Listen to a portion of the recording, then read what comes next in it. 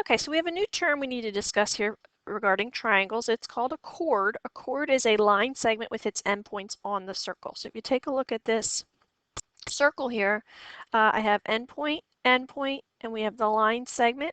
That is an example of a chord. Now, if you think about the definition, a line segment with its endpoints on the circle, well, a diameter is a chord. Okay, so if the diagram I have here, that's a chord, but that's not a diameter. But if I did have the exact center of the circle, let's say that's circle C, and I draw the diameter in, I still meet the definition of a chord. I have the endpoints that are on the circle, and it is a line segment. So anytime you have a diameter, that's also a chord. Okay, now some theorems that we know about chords and their relationship to a radius.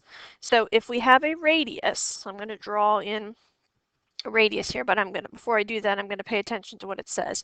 If a radius bisects a chord, then it is perpendicular to the chord. So if I have a radius so radius starting at the center and going down, if it bisects the chord, so remember we said, I'll just give this some labels, segment AB is the chord, okay? So if I have a radius, let's call that CD. So if a radius, segment CD, bisects a chord, segment AB, then it is perpendicular to the chord. So if I have this marked, segment AB congruent to segment BC, then I automatically know, because that is a radius bisecting a chord, I automatically know that that radius is perpendicular to the chord. So I know that that's a 90-degree angle. And the converse of that is also true. So that's what the second theorem says. If a radius is perpendicular to a chord, so we have this radius here, CD, if it's perpendicular to the chord, segment AB, then it bisects the chord. Okay, so if I have the diagram marked with the 90-degree marking with the radius and a chord, then I also know that the two segments are congruent, or that the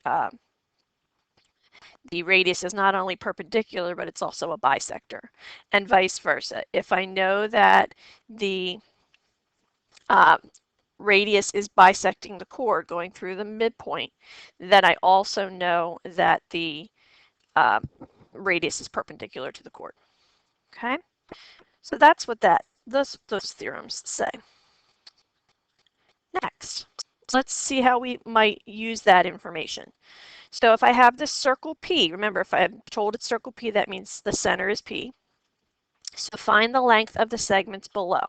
Well, I'm going to look and see what I know in the diagram. First of all, I'm noticing that we have a chord, which is segment RN, okay, and we have a radius. We have a few radii here, but we have a radius, segment PE, that is perpendicular to the chord.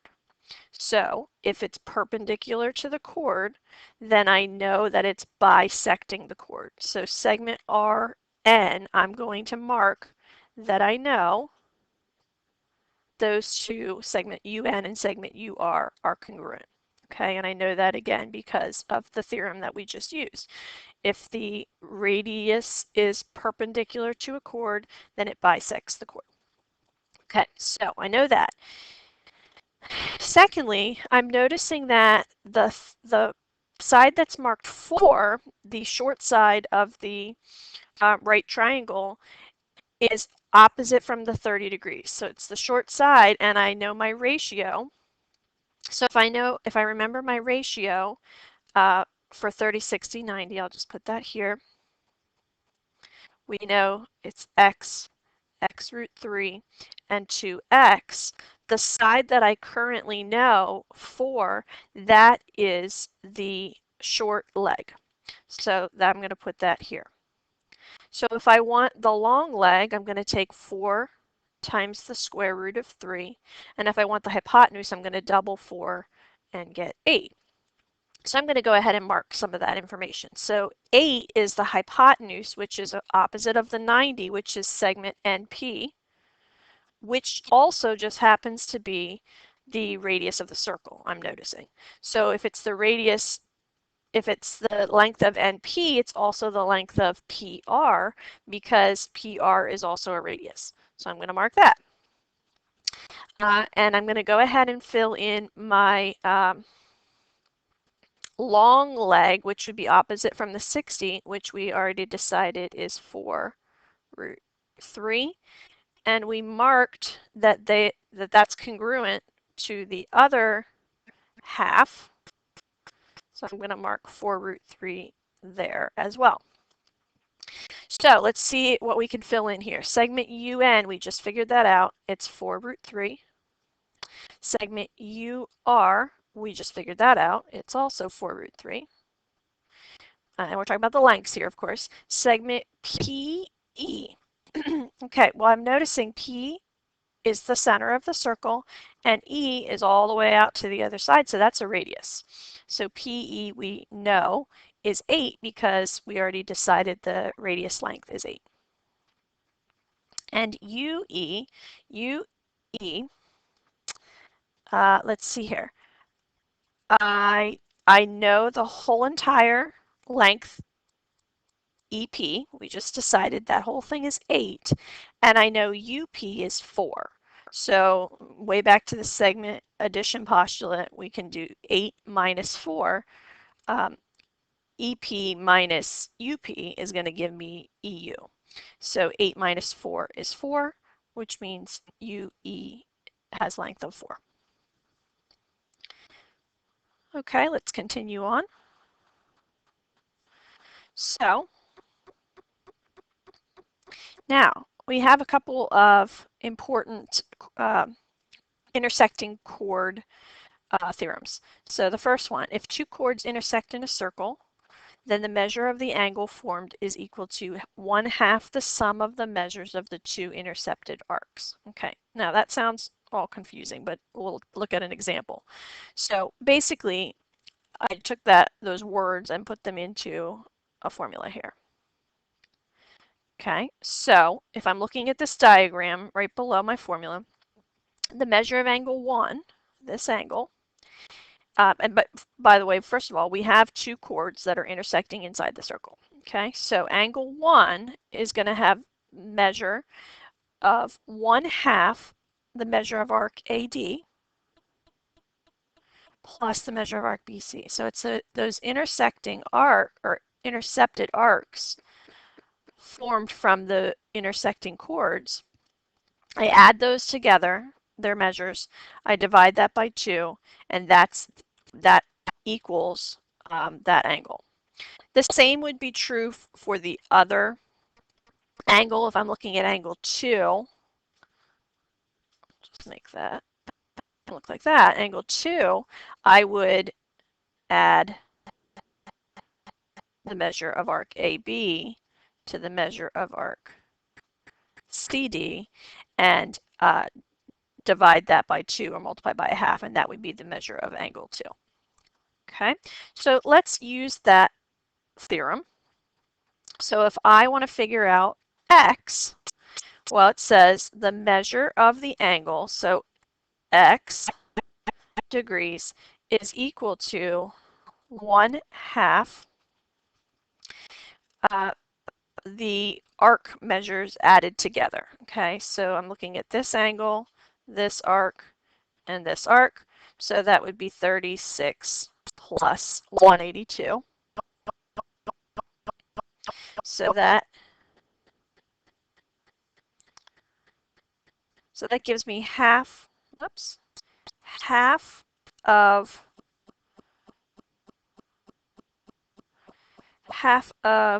218 gives me x, I don't know where that weird line came from, but gives me x is equal to 109 degrees.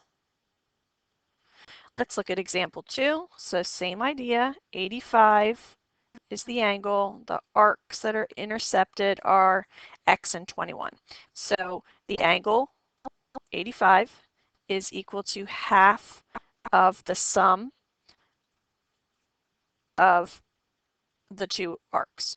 So I need to get rid of that half. So what I'm going to do is multiply both sides by 2. So when I double 85, I'm getting 170. And that gets rid of the half, so then I just have 21 plus x degrees. So I'm going to subtract 21 from both sides, and I get 149 degrees is equal to x. Okay. Next, chord length. So we talked about the angles that are created when two chords intersect in a circle. Let's talk about the lengths. So each chord, when they're intersecting inside a circle, each chord's broken into two pieces. And the product of the lengths of the parts of one chord is equal to the product of the lengths of the parts of the other chord. Again, that sounds confusing, but let's take a look. So I have these two chords that are intersecting in a circle here. It says that segment AE, that length, times EC, that length, is going to equal segment DE times segment EB. Okay, so let's take a look at the first example. I have two chords that are intersecting. I'm looking at the first chord and I'm saying the part 5 times the other part of that same chord is equal to the part times the other part. So 5 times 6 is 30, 10x is equal to 30, divide each side by 10, and x is equal to 3. So let's take a look at the next example. So I'm going to set it up first the same way. The part 16 times 4 is equal to the part 4, whoops, looks like I looked at that incorrectly. Let me go back here. So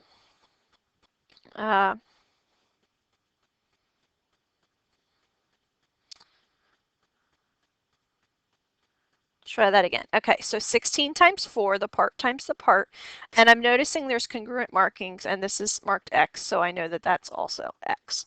So 16 times 4 equals x times x, and 16 times 4 is 64, and x times x is x squared. So if I'm solving for x, I know to take the square root of each side, and I only care about the positive because we're talking about length, so x is equal to 8. And both of these are just whatever the units are because we're talking about lengths.